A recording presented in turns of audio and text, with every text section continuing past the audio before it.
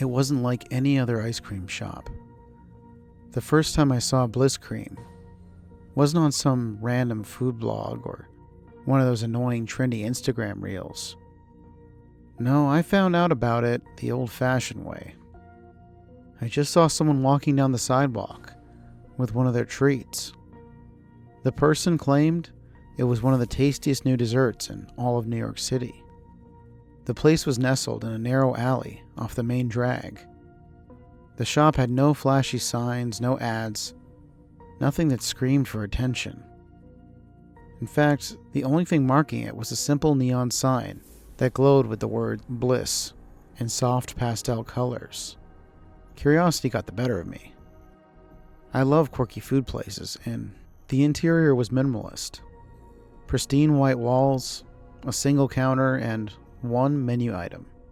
Bliss Cream. That's it. No different flavors, no toppings. Just multiple different tubs of Bliss Cream. Which I have to say, as a person with slight autism, I kind of appreciated. The woman behind the counter was incredibly cheerful, just smiling incessantly. "First time?" she asked. I nodded.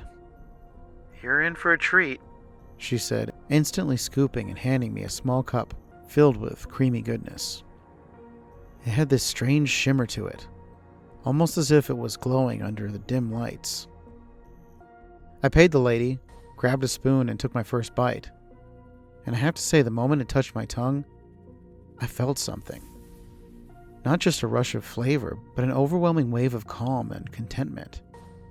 It was like the world slowed down, and for just a second, things were perfect. That was a sensation I hadn't felt in quite some time.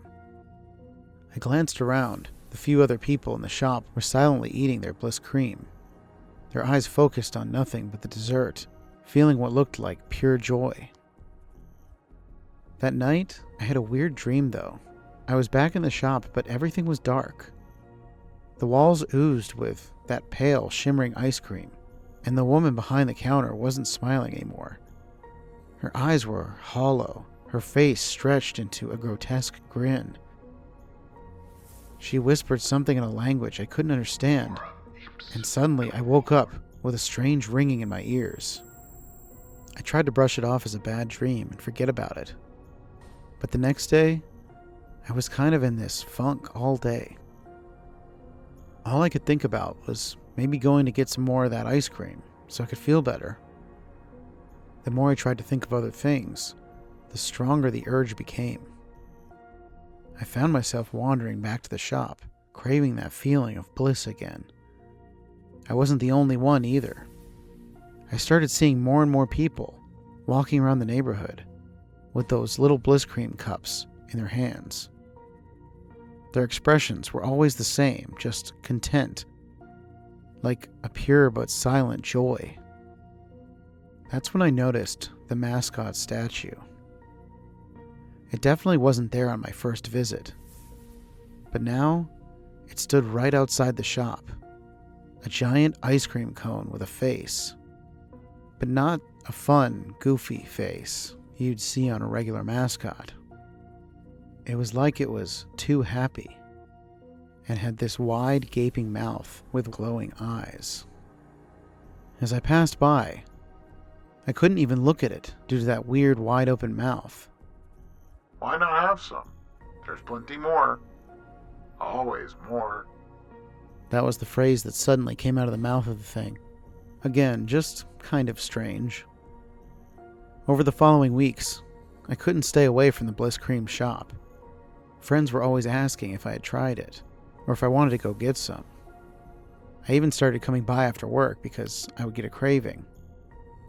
Eventually, it was every day I found myself wandering through that narrow alley, craving that sweet, strange dessert.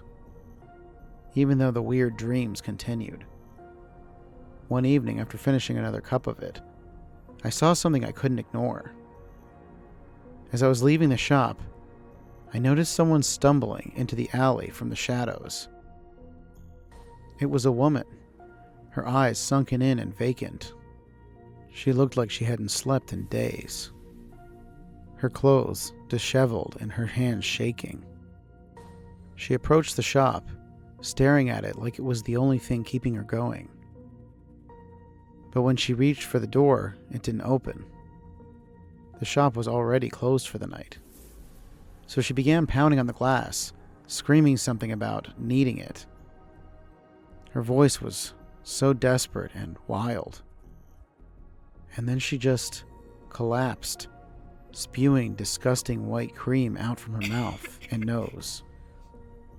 I rushed over, but before I could do anything, 2 men in dark uniforms appeared from out of nowhere. They grabbed her by the arms and dragged her away, disappearing into an unmarked van parked at the end of the alley. I wanted to believe it was a hallucination. Maybe my lack of sleep was messing with my head.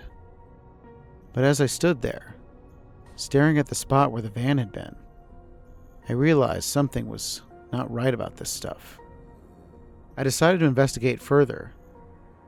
Over the next few days, I watched the shop closely, keeping track of the people who entered and left. It didn't take long to notice a pattern. The same faces kept showing up for about a week or two, their expressions growing more hollow with each visit, their skin paler, their movements slower. And then after that, they'd stop coming, just like that. Kind of odd that didn't happen to me, but maybe being on the spectrum gave me a bit of a buffer from whatever seemed to be overtaking these people. One night I followed one of them, a man who looked like he hadn't seen the sun in weeks. He walked with a limp, as if his legs were barely holding him up. I trailed him to an old abandoned building a few blocks away. He disappeared inside, and I followed, my heart pounding in my chest. Inside, the air was thick with the smell of rotting sweetness. The walls were stained with what looked like melted ice cream, and in the center of the room, there they were, dozens of people, all in various stages of decay, their skin pale and waxy, their eyes glazed over. They were in rows, hooked up to a machine with various tubes, pumping a white liquid into their systems, as well as metal headsets covering their eyes and ears. And then I saw it. The mascot. That damn ice cream cone with the glowing red eyes, perched in the back corner of the room, watching over them. Its grin was even wider now. I turned to run, but before I could, the mascot's eyes locked onto mine. I froze, paralyzed by the intense glow. And then, in a voice that sounded like it was coming from inside my head, it whispered, "Have some more. They want you to have some more." The cone slowly rotated toward a table beside him, and an arm disturbingly grew out from the side of his cone. He then flipped open a large book on top of the table, which appeared to be some kind of recipe book. He then pointed to one of the flavors of ice cream on a page. Suddenly I felt the craving coming back, incredibly intense this time. I uncontrollably began walking towards the ice cream mascot as he lifted a hand with a cup of the Bliss Cream in it. However, before I reached him, the woman who I had seen spewing in front of the shop the other day began to scream and kick at her restraints, trying to escape. I snapped out of my trance and ran out of the building, not stopping until I was back in my apartment. I haven't seen the mascot again, and have been able to manage my cravings for the most part, but even now, as I sit here writing this, I can still somewhat faintly hear that voice every now and then. I feel like it won't be long before I give in.